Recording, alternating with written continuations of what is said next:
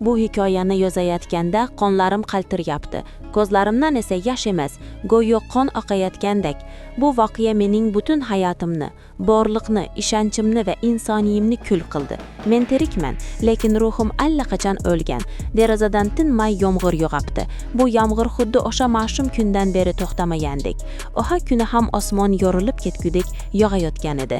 Go'yo tabiat mening peshonamga bitilgan bu qora taqdirga oldindan aza tutayotgandek edi. Men Sardor bilan turmush qurganimga 5 yil bo'lgan edi.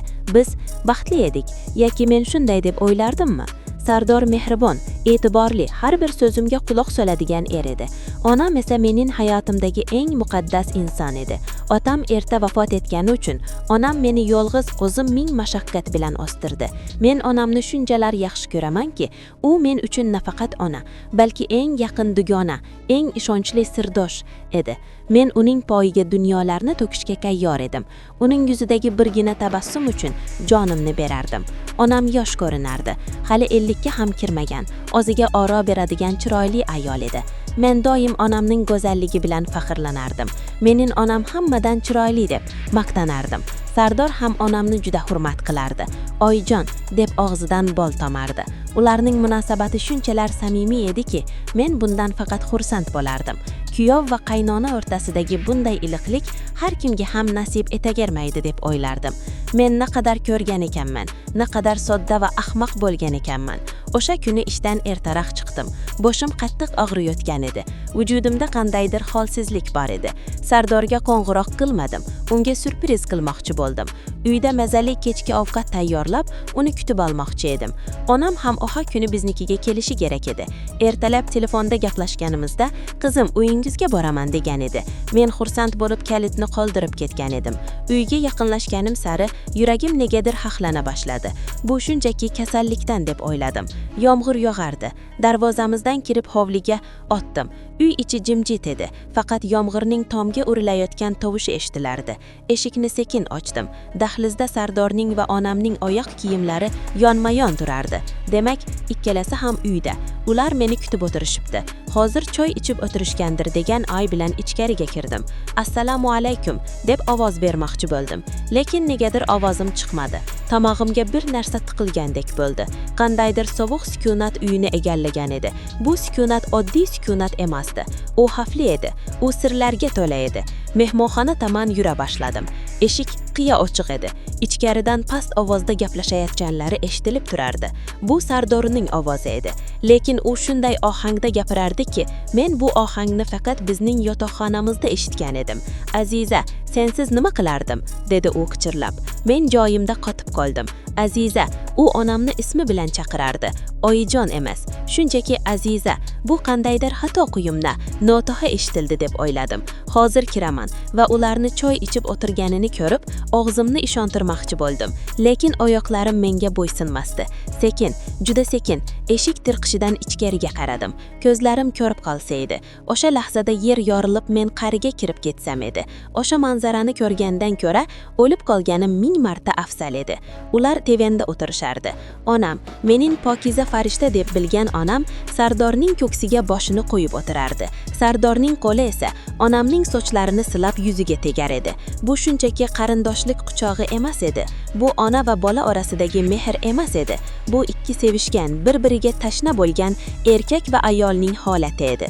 Onamning ko'zlarida men hech qachon ko'rmagan narsa bor edi. U Sardorga shunday qarab turardiki, xuddi 18 yoshli qiz birinchi muhabbatiga qaragandek. Sardor esa mening erim, mening yarim. Onamning qo'llarini olib kaftlardan opardi. Har bir o'pichish yuragimga sanchilgandek edi.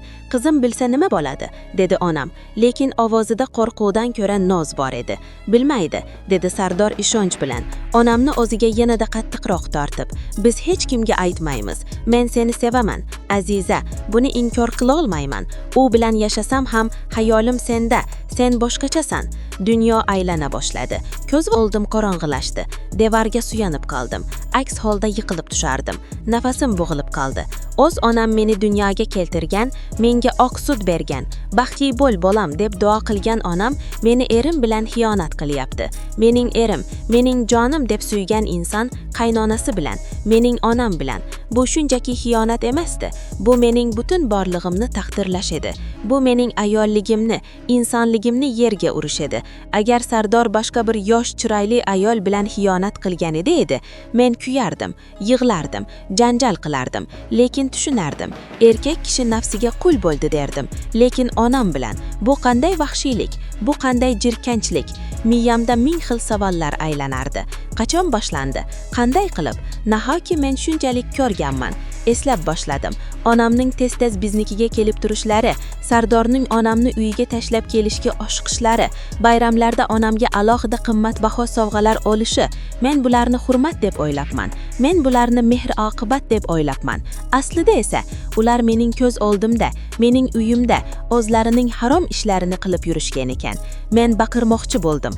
Ifloslar, nima qilyapsizlar deb hayqirib, lekin kuchim yetmadi. Vujudim muzlab qolgan edi. Ko'raversa nima deyman? Kimgadir ayta olamanmi? Erim va onam bu so'zlarni tilga olishning o'ziyoq o'lim bilan barobar edi. Bu sharmandalikni kimga aytaman? Agar erim xiyonat qilsa, onamga yig'lab borardim. Oyi, erim menga xiyonat qildi deb bahriga bosh qo'yardim. U meni yupatardi, menga dalda berardi. Lekin xiyonatkor onamning o'zi bo'lsa-chi, men kimga boraman? Kimning tizzasiga bosh qo'yaman? Dunyoda eng ishongan ikki insonim meni aldashdi. Men butun yolg'iz qoldim. Men bu dunyoda hech kim edim. Shunchaki ularning o'yinidagi bir to'siq, bir vosita edim xolos. Sekin ovoz chiqarmaslikka harakat qilib, orqaga tisarildim. Har bir qadamimda pol g'ijflamasin deb Xudoga yolbordim. Hozir ular meni ko'rishini xohlamasdim. Ularning ko'zlaridagi yuyatni va og'zini oqlaslarini ko'rishga toqatim yo'q edi. Dahlizga chiqdim. Oyoq kiyimimni qo'limga oldim va yalang oyoq ko'chaga chiqdim. Eshikni sekin yopdim va yugurdim. Yomg'ir ostida yugurdim. Qayerga ketayotganimni bilmasdim. Faqat bu uydan, bu ifloslikdan, bu yolg'ondan uzoqroqga ketishni istardim. Yomg'ir yuzimga urilar, ko'z yoshlarim bilan qo'shilib oqardi. Tanamdagi ko'ylagim shalab bo'p qoldi. Sovuq suyak suyagimdan o'tib ketdi. Lekin men buni sezmasdim. Ichimdagi olov shu qadar kuchli ediki, tashqaridagi sovuq menga ta'sir qilmasdi. Hayolimdan o'tmish o'tardi. Bolaligim, onam meni erkalagan paytlari, "Qizim, sen mening baxtimsan, sen uchun yashayman" degan so'zlari, hammasi yolonmidi? Qachon onam o'z qizining baxtini o'g'irlagan ayolga aylandi? Qachon o'z kuyoviga ko'z olaytiradigan darajaga yetdi?